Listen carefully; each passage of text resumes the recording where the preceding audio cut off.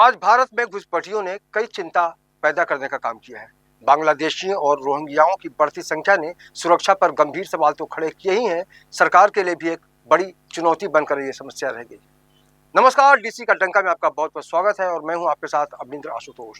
आज की तारीख में दुनिया के अनेक देश अवैध घुसपैठ से बहुत परेशान हैं। हालांकि घुसपैठ के खिलाफ उनके पास कानून है, उस आधार पर घुसपैठियों को वापस भी भेजा जाता रहा है। अगर बात भारत की करें तो यहाँ आज़ादी के बाद से ही घुसपैठ शुरू है। बांग्लादेश से भारत में घुसपैठ जारी है। म्यांमार सीमा से भी बड़ी संख्या में घुसपैठिए भारत आते रहे हैं। म्यांमार में 2021 में हुए सैन्य तख्तापलट के बाद भारत में घुसपैठ करने वाली संख्या लगातार बढ़ती चली गई और जो अब भी जारी है। इन 4 सालों में इस सीमा से भारत में आए घुसपैठियों की संख्या का अंदाजा लगाया जाएगा तो ये संख्या संभावित 50,000 से भी ऊपर पहुंच चुकी है। इनमें से परिवार के साथ बढ़ते क्रम में इनकी संख्या सिर्फ 4 साल में ही अनुमानित 1.5 लाख पार हो चुकी है। यानी कि एक छोटा सा कस्बा एक जगह भारत में म्यांमार की सीमा से भारत में घुसे रोहिंग्याओं और अन्य घुसपैठियों से बसाया जा सकता है, जो कि देश के अलग अलग हिस्सों में फैल गए हैं। ये एक जगह से आने वालों का आंकड़ा सिर्फ 4 सालों का है, जबकि भारत में घुसपैठ की समस्या लगातार पिछले 70-75 सालों से चल रही है। ऐसा ही हाल बांग्लादेश से लगी भारतीय सीमा का भी है। यहाँ से जत्थे के जत्थे भारत की ओर चले आ रहे हैं। भारत और बांग्लादेश के बीच 4095 किलोमीटर लंबी सीमा है, जिसमें से लगभग 1116 किलोमीटर नदियों से घिरा हुआ क्षेत्र है। बांग्लादेश 3 तरफ से भारतीय पश्चिम बंगाल, असम, मेघालय, मिजोरम और त्रिपुरा से घिरा हुआ है। भारत बांग्लादेश सीमा पर काफी बड़े इलाके में बाढ़ तक नहीं है, क्योंकि राज्य सरकार ने अभी तक जमीन नहीं दी। अकेले दक्षिण बंगाल में भारत बांग्लादेश की 913 किलोमीटर की सीमा में अधिकांश पर अभी तक बाढ़ नहीं लगी। इसमें कई इलाकों में नदी की सीमा है, जो कि लगभग 372 किलोमीटर है। सिर्फ 404 किलोमीटर पर बाढ़ लग सकी है। स्वाभाविक है, ऐसे में बांग्लादेशी घुसपैठिए इनका लाभ उठाकर आसानी से भारत में प्रवेश कर जाते हैं। फिर भारत में प्रवेश करने वाले बांग्लादेशियों के पास भारतीय नागरिकता के प्रमाण जैसे आधार कार्ड, वोटर कार्ड और पैन कार्ड पहले से मौजूद रहते हैं। यहाँ तक कि बैंकों में इनके अकाउंट भी हैं। ये घुसपैठिए कमाई के लिए उन स्थानों को चुनते हैं जहाँ रोजगार मिलने की उम्मीद ज्यादा रहती है। उनकी पहचान करना आसान नहीं होता। हालांकि भारतीय नागरिकता के लिए विधिवत नियम बने हुए हैं, जिसके तहत वैध तरीके से भी भारत की नागरिकता ली जा सकती है। लेकिन बांग्लादेशी किसी नियम कानून को नहीं मानते। संविधान का आर्टिकल 11 के मुताबिक ये सरकार की ड्यूटी है कि वो नागरिकता देने और उसे किन्हीं विशेष परिस्थितियों में वापस लेने के लिए कानून बनाए। 1955 में तत्कालीन प्रधानमंत्री जवाहरलाल नेहरू ने इस संबंध में कानून बनाया भी। राजीव गांधी ने प्रधानमंत्री रहते हुए जो कार्य किया, उसने देश को सबसे अधिक नुकसान पहुंचा दिया। इस एक निर्णय से भारत में लाखों की संख्या में अवैध घुसपैठ बढ़ती चली गई। इसकी आड़ में अब तक घुसपैठ जारी है। घुसपैठियों के मुद्दे पर आइए एक नजर डालते हैं कि मुंबई कर क्या कहते हैं, और इसका जायजा लिया हमारे संवाददाता मनिंदर प्रताप सिंह ने। बांग्लादेश में बन रहे हालातों के बीच अब भारत की चिंताएं भी बढ़ रही है। बांग्लादेश में लगातार हिंदू मंदिरों को तोड़ा जा रहा है और हिंदुओं पर हमले हो रहे हैं। इसको लेकर सरकार का अपना रुख है। इस समय हम हैं कांदीवली पश्चिम में और लोगों से जानते हैं कि इस मुद्दे पर जो बांग्लादेश से जो नागरिक इधर भारत आ रहे हैं, जो घुसपैठ के तौर पर आ रहे हैं और उनके पास में किसी तरह की वैध नागरिकता नहीं है, उन पर क्या कार्रवाई होनी चाहिए, सरकार का क्या रुख रहना चाहिए, इसी को लेकर आइए जनता से, आम जन से बात करते हैं, उनकी क्या राय है। आपका परिचय साहब? मेरा नाम नरेंद्र मेहता है। हमारे देश में जो प्रधानमंत्री जी नरेंद्र मोदी जी जो काम कर रहा है और अमित शाह जी जो काम कर रहा है और देश के लिए अच्छे तरह से काम कर रहा है, और जो भी जितनी पावर से काम कर रहा है उससे उसका पावर और बढ़ा के जितने भी घुसनखोरी है, जितने जो देश विद्रोही है, देश के अंदर रहने वाला देशद्रोही है, उसको सबको नष्ट करना चाहिए और उसका जड़ से निकलना चाहिए। दोबारा ये उत्पन्न नहीं हुए, मेरा ऐसा मानना है, और ऐसा करना चाहिए। सरकार को मैं विनती करता हूँ, मोदी जी को भी विनती करता हूँ कि आप सत्ता पे है, आपका जो भी पावर है उसका पूरा उपयोग कीजिए और पूरा दुनिया को उसके साथ में लेके पूरा अपना ये देशद्रोही है उसको खत्म कीजिए। मैं कांदीवली में रहता हूँ और यहाँ पे जो है ना, ये साग भाजी बेचने वाले जो रेकड़ी वाले हैं वो रोहिंग्या मुसलमान है, ये है सब है।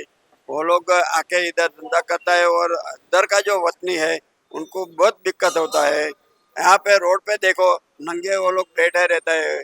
वो लोग वो क्या है, रोहिंग्या है, बांग्लादेशी है, अपने देश का जो आदमी है उनको रोजी रोटी नहीं मिलता है। उन लोग को लिए कानून कुछ करे और मुख्यमंत्री और उनको विनती करते हैं कि ये जो बाहर का जो मुल्क का आदमी आके इधर बसते हैं उनको जल्दी से जल्दी उसको बांग्लादेश भेजना चाहिए।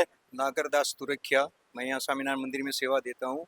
अगर जो अभी ये बांग्लादेश में चल रहा है वो बहुत गलत हो रहा है, उसमें कार्रवाई करनी ही चाहिए। अपना हिंदुत्व के लिए आगे बढ़ना ही चाहिए, बहुत गलत हो रहा है। घुसपैठियों के लिए सरकार कैसा काम कर रही है? नहीं, सरकार अपनी तरफ से काम कर रही है। एक्चुअल में हमारे आस्तीन में बहुत सांप है, जो हमारे जो है सांप बने हुए हैं वो इनलीगल तरीके से उनको परमिशन दे रहे हैं, आधार कार्ड बना के दे रहे हैं, ताकि अभी जो है दिल्ली में बहुत बुरा गैंग पकड़ा गया है इसका, और वो उस पर काम हो रहा है। यहाँ पे भी चालू है, मीरा भाईंदर में बहुत तेजी से चालू है, एक एक करके सबको निकालने में लगे हुए हैं। ये जो बांग्लादेशी है ना, जो अत्याचार कर रहे हैं उधर अपने हिंदुओं पर, उनको तो यहाँ से उनके जो बांग्लादेशी हमारे हिंदुस्तान में बसते हैं उनको तो इधर से मार मार के भगा देना चाहिए।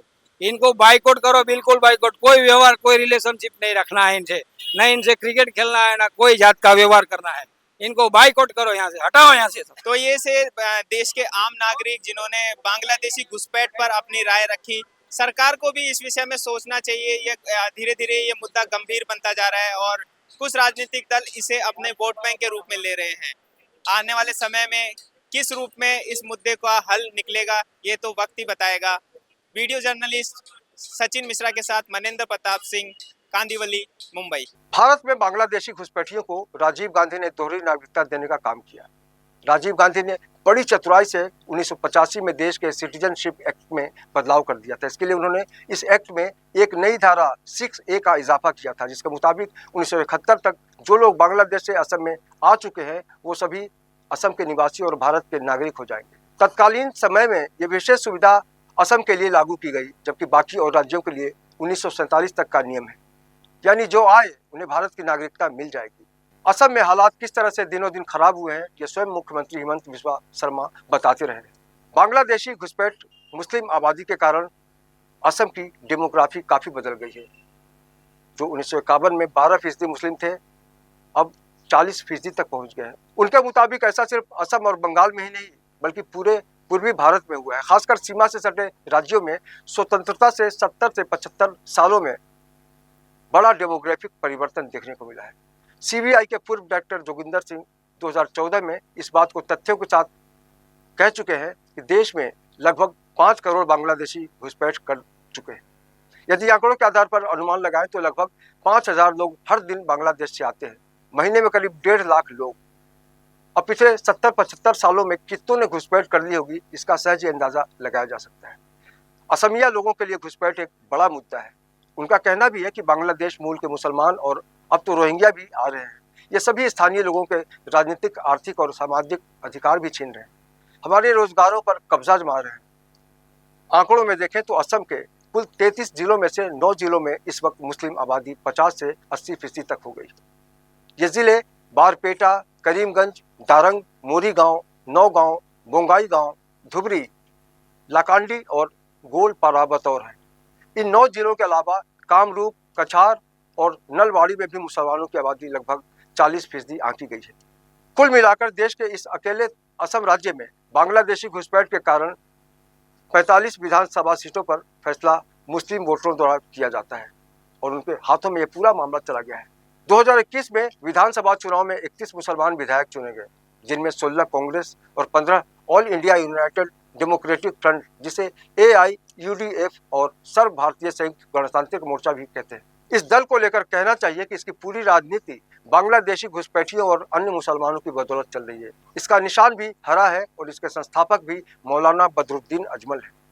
भारतीय जनता पार्टी इन मुस्लिम बहुल क्षेत्रों में जीतती रही है क्योंकि वो घुसपैठियों के खिलाफ मुखर है।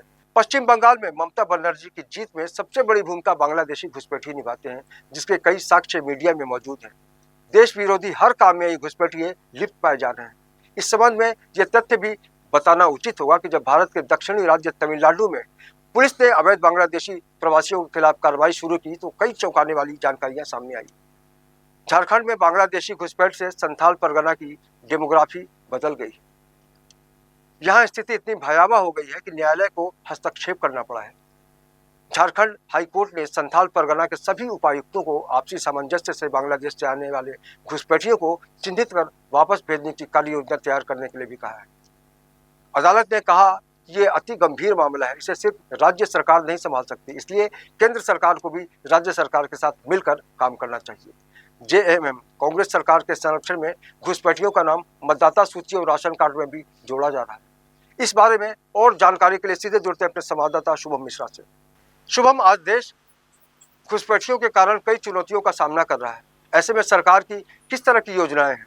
देखिए आशुतोष जी, हमारे देश में बांग्लादेशियों का घुसपैठ एक सबसे बड़ी समस्या है। कई दशकों से हमारे देश में लाखों की संख्या में जो बांग्लादेशी है वो घुसपैठ कर या अवैध तरीके से भारत में प्रवेश कर चुके हैं और हमारे देश के अलग अलग शहरों में रह रहे हैं। ऐसे में इनकी जो समस्याएं हैं, इनके जरिए जो समस्याएं उत्पन्न होती हैं, चाहे वो देश की सुरक्षा का सवाल हो, लोगों के स्थानीय लोगों के रोजी रोजगार का सवाल हो या फिर अपराध, कई तरीके से इनकी संलिप्तता देखने को मिली है। और अब ऐसे में सरकार और प्रशासन बांग्लादेशी घुसपैठियों के खिलाफ एक्शन मोड में आ गया है। लगातार इनके खिलाफ कार्रवाई की जा रही है। जैसा आपने कहा योजनाओं को लेकर, तो इन दिनों सबसे पहले आपको बता दें कि दो ऐसे शहर हैं जो बांग्लादेशियों के खिलाफ कार्रवाई को लेकर इन दिनों चर्चा में है, एक मुंबई और दूसरा दिल्ली। जी हाँ, राजधानी दिल्ली में इन दिनों रोहिंग्या और बांग्लादेशी घुसपैठियों को निकालने के लिए सरकार ने एक्शन प्लान तैयार कर लिया है। यूँ कहें कि दिल्ली के एलजी की तरफ से जो आदेश जारी किया था उसके बाद पुलिस और प्रशासन एक्शन मोड में है और लगातार उनके खिलाफ कार्रवाई की जा रही है।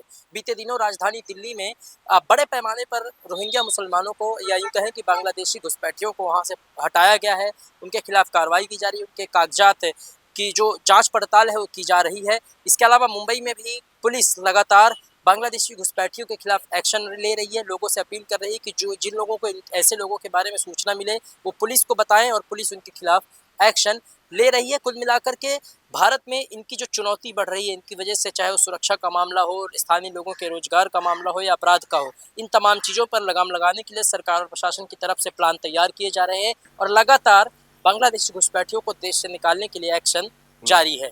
हाल ही में मुंबई और उसके आसपास के इलाकों में बांग्लादेशियों और रोहिंग्याओं के खिलाफ मुहिम शुरू हुई, कईयों की गिरफ्तारी भी सामने आई है। क्या आपको लगता है कि इससे घुसपैठियों को किसी तरह का डर लगता है या उनके अंदर कोई डर की भावना है? जी हाँ, बिल्कुल। यदि हम बात करें मुंबई सटे थाने जिले के थाने के कल्याण और डोंबिवली इलाके में पिछले कुछ दिनों में आधे दर्जन से अधिक जो बांग्लादेशी नागरिक है उन्हें पकड़ा गया है, उन्हें पुलिस ने हिरासत में लिया और उन्हें बांग्लादेश वापस भेजने की प्रक्रिया चल रही है। आपको बता दें कि लोगों से सूचना मिली थी कि कुछ अवैध बांग्लादेशी नागरिक बड़े पैमाने पर जो है थाने और कल्याण जैसे इलाकों में रह रहे हैं, डोंबिवली जैसे इलाकों में इनका निवास है और ये यहाँ रहकर लोकल तौर पर काम धाम करते हैं। कोई ऑटो रिक्शा चला रहा था, कोई किसी कंपनी में मजदूरी कर रहा था और ये लोग परिवार के साथ भी रह रहे थे। बीते दिनों करीब आधा दर्जन से अधिक बांग्लादेशियों को कल्याण डोंबिवली में पकड़ा गया है। वहीं इसके अलावा आपको ये भी बता दें कि महाराष्ट्र के जो धुले जिला है वहाँ पर भी पुलिस ने कार्रवाई की है। वहाँ बांग्लादेशी कुछ लोग हैं जो आए हुए थे, अभी हाल के दिनों में लोग पहुँचे थे और शायद वो ठिकाना तलाश रहे थे अपने लिए कि तभी उन्हें पुलिस ने धर दबोचा है। तो कुल मिलाकर मुंबई और महाराष्ट्र में भी बांग्लादेशियों के खिलाफ एक्शन जारी है और पुलिस लगातार उन्हें पकड़कर उनके देश वापस भेजने की तैयारी कर रही है। और ऐसे में जो अवैध बांग्लादेशी अब रह रहे हैं उनमें जरूर डर का भय है और वो छिपकर भी अब रहने का प्रयास कर रहे हैं। आपको बता दें कि बीते दिनों कई तरीके से पुलिस ने जो सूचनाएं जारी की है, लोगों से अपील कर रही है, जिसके चलते उनमें डर का माहौल है और कहीं ना कहीं वो छिपने का ठिकाना तलाश कर रहे हैं। आपको बता दें कि जो ये बांग्लादेशी हैं रोजगार के तलाश में, रोजी रोजगार के तलाश में और मौजूदा समय में जो बांग्लादेश में हालात हैं उसको लेकर के भी पुलिस प्रशासन सजग है, क्योंकि बड़े पैमाने पर एक बार फिर बॉर्डर से घुसपैठ की कोशिश की जा रही है और ये घुसपैठ पिछले कई दशकों से चल रही है। लाखों की संख्या में जो बांग्लादेशी हैं वो भारत में आकर रह रहे हैं, उनको चिन्हित करने का काम फिलहाल पुलिस की तरफ से किया जा रहा है। चाहे इसमें मुंबई पुलिस हो, थाने पुलिस हो, तमाम तरह से प्रयास किए जा रहे हैं कि इनकी पहचान की जाए, इनको पकड़ा जाए और जल्द से जल्द इन्हें इनको वापस बांग्लादेश भेजा जाए। तो कुल मिलाकर मुंबई और ठाणे, महाराष्ट्र तमाम जगह, मतलब मुंबई और महाराष्ट्र के अलावा ठाणे के जो कई इलाके हैं वहाँ पुलिस लगातार छापेमारी कर रही है और पकड़ भी रही है। वहीं महाराष्ट्र के कई जिलों में भी पुलिस का एक्शन जारी है। घुसपैठियों को बिना किसी संरक्षण के तो कुछ करने की हिम्मत ही नहीं होती, मगर आज ऐसे अनेक घुसपैठिए हैं जिनके पास भारतीय नागरिक होने के सारे कागजात हैं। क्या इसमें सियासत भी शामिल है क्या? निश्चित रूप से देखिए, जब भी कोई इस तरीके की घुसपैठ होती है, या हम सभी जानते हैं कि जब भी कोई अपराध होता है या घुसपैठ होती है, उसमें जब तक किसी तरह की जो आपसी तालमेल है, जैसा कि हम बॉर्डर की घुसपैठ की भी बात करते हैं, जब हमारे देश में आतंकी घुसते हैं तो जब तक उनसे स्थानीय लोगों की मदद नहीं मिलती तब तक वो बॉर्डर पार नहीं कर पाते हैं। और ऐसा ही मामला बांग्लादेश से भी लेकर है, चाहे वो घुसपैठ की बात हो, बॉर्डर से उन्हें सपोर्ट मिलता है, बॉर्डर से वो लोग घुसते हैं, फिर यहाँ जो एजेंट्स मौजूद हैं वो उन्हें शहरों में लेकर आते हैं, उन्हें रखते हैं, उनका फर्जी कागजात तैयार किया जाता है। आपको बता दें कि राजधानी दिल्ली में हाल के दिनों में पुलिस ने कई जगहों पर छापेमारी की है, जहां से फर्जी कागजात बनाने वालों को पकड़ा गया है। ये ऐसे लोग हैं जो बांग्लादेशी नागरिकों के वोटर आईडी, आधार कार्ड बनाते थे। और आपको बता दें कि दिल्ली में जितने भी बांग्लादेशी नागरिक पकड़े गए, उनमें से कई लोगों के पास, या यूं कहें कि ज़्यादातर लोगों के पास भारत के दस्तावेज बरामद हुए हैं। हालांकि वो सब फर्जी हैं, जिसकी जांच पड़ताल के बाद उनका खुलासा हो गया है, लेकिन बड़े पैमाने पर एजेंट्स हैं। अब सवाल ये उठता है कि इन एजेंट्स के पीछे किसका हाथ है? क्या सियासत वाले हैं? तो इसको लेकर आपको बता दें कि दिल्ली में आम आदमी पार्टी बनाम बीजेपी के बीच लगातार जुबानी जंग इन दोनों देखने को मिल रही है। बीजेपी आप पर आरोप लगा रही है, आप बीजेपी पर आरोप लगा रही है, जबकि बीजेपी ने ऐलान किया है कि हम बांग्लादेशी रोहिंग्यों को दिल्ली में नहीं रहने देंगे, तो वहीं आम आदमी पार्टी भी यही बात दोहरा रही है। लेकिन ऐसे में सवाल उठता है कि जो इनके पीछे के लोग हैं, जो पूरा एक यूनिट कहें या एक गिरोह कहें, जो काम करता है इनके पीछे बांग्लादेशियों को लाने और फिर इन्हें यहाँ बसाने का जो काम करता है, निश्चित रूप से उनकी धरपकड़ बहुत जरूरी है, वरना ये न जाने सिलसिला कब तक चलता रहेगा। इस तमाम जानकारी के लिए शुभम मिश्रा आपका बहुत बहुत धन्यवाद। ये थे हमारे संवाददाता शुभम मिश्रा। घुसपैठ की समस्या जिस तरह से बढ़ती जा रही है, उसका साइड इफेक्ट यहाँ के लोगों पर पड़ रहा है, इसे देखते हुए हम सब की जिम्मेदारी होनी चाहिए कि सरकार की यथासंभव मदद करें। देश की सुरक्षा को देखते हुए समस्या के समाधान में हमें अवश्य शामिल होना चाहिए, यही वक्त की मांग है। डीसी का डंका में आज के लिए बस इतना ही। बाकी खबरों के लिए आप देखते रहिए DC न्यूज़ इंडिया और मुझे यानी अवनिंद्र आशुतोष को दीजिए इजाजत। नमस्कार।